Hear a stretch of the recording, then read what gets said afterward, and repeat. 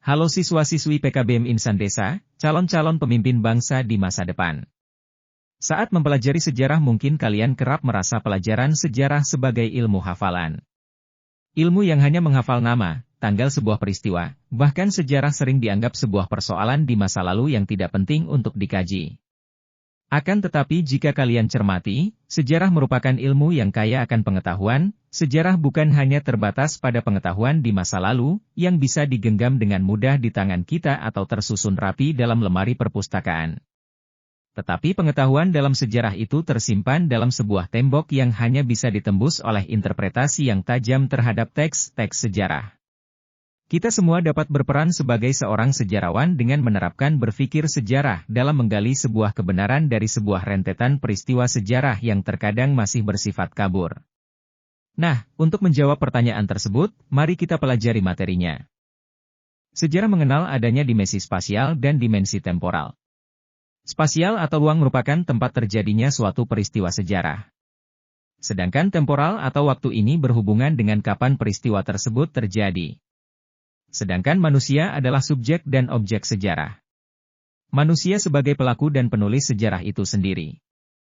Konsep ruang dan waktu merupakan unsur penting yang tidak dapat dipisahkan dalam suatu peristiwa dan perubahannya dalam kehidupan manusia sebagai subjek atau pelaku sejarah. Segala aktivitas manusia pasti berlangsung bersamaan dengan tempat dan waktu kejadian. Manusia selama hidupnya tidak bisa dilepaskan dari unsur tempat dan waktu karena perjalanan manusia sama dengan perjalanan waktu itu sendiri pada suatu tempat di mana manusia hidup, beraktivitas. Ruang, dimensi spasial, adalah suatu tempat di mana terjadinya berbagai peristiwa alam ataupun peristiwa sosial serta peristiwa sejarah dalam proses perjalanan waktu.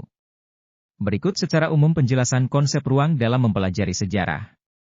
1. Ruang adalah tempat terjadinya berbagai peristiwa-peristiwa dalam perjalanan waktu.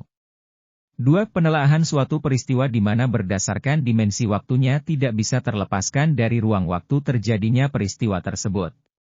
3. Saat waktu menitik beratkan terhadap aspek kapan peristiwa tersebut terjadi. Maka konsep ruang menitik beratkan terhadap aspek tempat di mana peristiwa tersebut terjadi. Waktu, dimensi temporal, mempunyai dua makna, ialah makna denotatif dan konotatif. Makna waktu secara denotatif ialah satu kesatuan, di mana detik, menit, jam, hari, minggu, bulan, tahun, abad, serta seterusnya. Pada umumnya, berikut konsep waktu dalam mempelajari sejarah yang ada. 1. Masa lampau itu sendiri ialah sebuah masa di mana sudah terlewati. Tetapi, masa lampau bukan merupakan sebuah masa yang final ataupun berhenti. 2. Masa lampau itu bersifat terbuka serta berkesinambungan. Di mana apa yang terjadi di masa lampau bisa dijadikan gambaran bagi kita untuk bertindak di masa yang akan datang ataupun sekarang, serta untuk mencapai kehidupan yang lebih baik di masa yang akan mendatang. 3. Sejarah bisa digunakan sebagai modal awal untuk bertindak di masa kini atau sebagai acuan untuk perencanaan masa yang akan datang. Konsep waktu dalam sejarah dapat menjelaskan secara konkret perkembangan manusia. Suatu peristiwa yang menjadi sejarah, tidak dapat lepas dari struktur waktu yang menyertainya. Oleh karena itu, konsep waktu dalam sejarah sangat esensial. Ada 4 konsep waktu dalam sejarah, yaitu perkembangan, kesinambungan, pengulangan, dan perubahan. 1. Perkembangan. Masyarakat yang berkembang akan membawa bentuk baru yang lebih relevan dengan kondisi zaman. Perkembangan ini bertujuan untuk memperbarui segala sesuatu yang sudah dianggap tidak efektif bagi kelangsungan hidup masyarakat. Contohnya adalah demokrasi Amerika yang semakin berkembang akibat dari perkembangan struktur kota yang semakin kompleks. 2. Kesinambungan. Kecenderungan masyarakat dalam mengadopsi cara-cara lama, menjadi dasar kesinambungan sejarah dari masa lalu. Meskipun ada beberapa poin yang berbeda, namun tidak merubah pola dan esensi dari sistem sebelumnya. Contohnya adalah sistem-sistem partai yang menyerupai sistem kerajaan masa sebelumnya, dalam lingkup yang hampir sama. 3. Pengulangan. Peristiwa yang sama terulang kembali di masa berikutnya. Hal ini sering terjadi, sehingga muncul jargon, sejarah terulang kembali.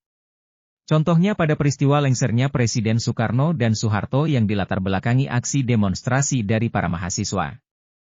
4. Perubahan. Peristiwa perubahan terjadi dalam masyarakat secara besar-besaran dalam kurun waktu yang singkat. Hal ini biasanya terjadi karena adanya pengaruh yang kuat dari luar. Kesimpulan, 4 konsep waktu dalam sejarah tersebut diperlukan untuk mendapatkan pemahaman yang baik terhadap sejarah.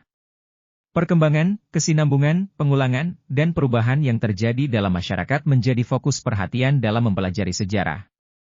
Oke. Teman-teman warga belajar PKBM Insan Desa, untuk materi sejarah Indonesia pada pertemuan kali ini, cukup sampai di situ dulu. Kita lanjutkan di minggu depan, tetap semangat dan jangan lupa tetap berdoa, bersyukur dan bahagia.